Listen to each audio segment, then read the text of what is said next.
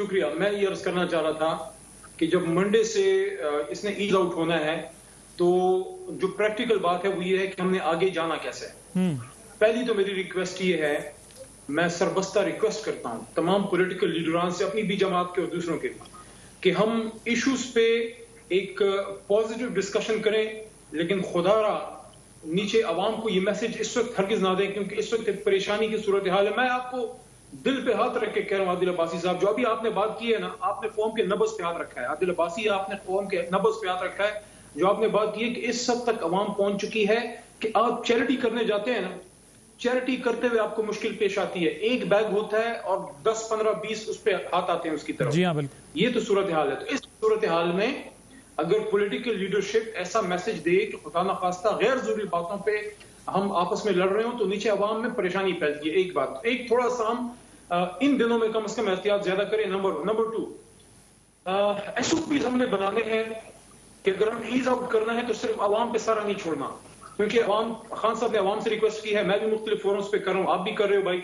लेकिन SOPs किस तरह? SOPs इस तरह कि we are not living in that world जो 2 महीने आदिल भाई पीछे था। ये वो दुनिया अब नहीं है। बहुत से कारोबार अभी जब ये ईज आउट होगा ना, आप देखोगे बहुत से लोगों के कारोबार चल ही नहीं पाएंगे। अल्लाह ना करे, वैसे मेरे सही, बिल्कुल ठीक बात। बहुत से कारोबार बंद हो जाने हैं।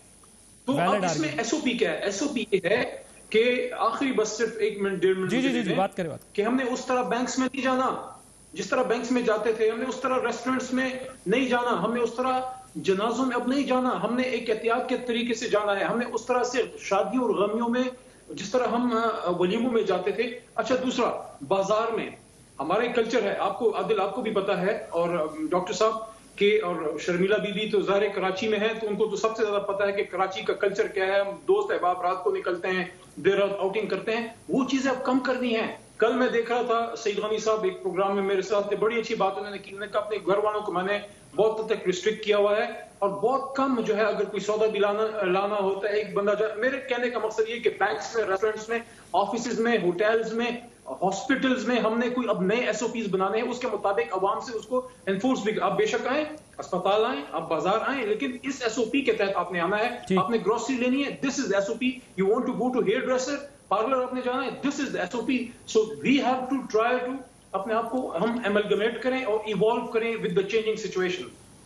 बिल्कुल ठीक है।